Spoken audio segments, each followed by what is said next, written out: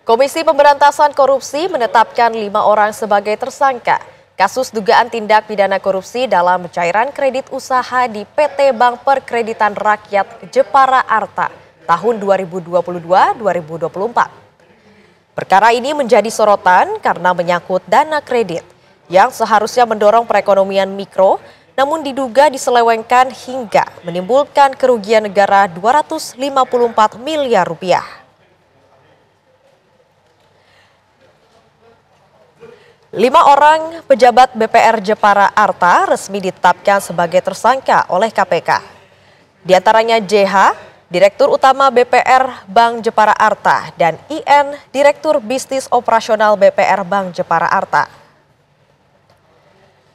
3 orang tersangka ditangkap penyidik di Semarang karena dinilai tidak kooperatif. Cukup ya, teman-teman. Terima kasih. Mereka langsung dibawa ke gedung Merah Putih KPK Jakarta dan tiba dini hari. Seluruh tersangka akan menjalani penahanan pertama selama 20 hari hingga 7 Oktober 2025 di rutan KPK. PT BPR Bank Jepara Arta sendiri merupakan BUMD milik pemerintah Kabupaten Jepara. Sejak 2021, perusahaan ini mulai melakukan ekspansi penyaluran kredit usaha dengan skema sindikasi. Namun, kredit yang diberikan diduga fiktif dan mengalami macet. Melakukan penggeledahan di beberapa tempat. Baik, bismillahirrahmanirrahim.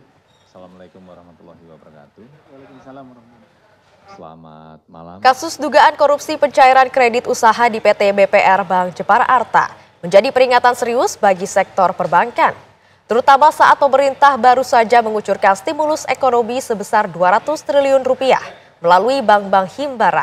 KPK mengingatkan ada risiko penyalahgunaan seperti kredit fiktif yang terjadi dalam kasus BPR Bank Jepara Arta.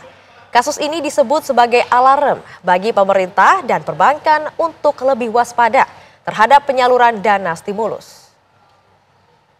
Tetapi sisi negatifnya tentunya ada potensi-potensi tindak pidana korupsi seperti yang terjadi di Bank Perkreditan Rakyat Bank Jepara Arta.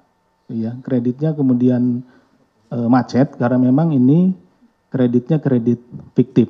Jadi adanya stimulus ekonomi yang diberikan oleh pemerintah dengan menggelontorkan 200 triliun itu menjadi sebuah tantangan juga bagi kami di Komisi Pemberantasan Korupsi untuk melakukan pengawasan, ya, monitoring nanti dari Direktorat Monitoring, Kedeputian Pencegahan untuk mengawasi sehingga stimulus ekonomi ini bisa berjalan dengan baik dan memberikan efek positif bagi ekonomi masyarakat.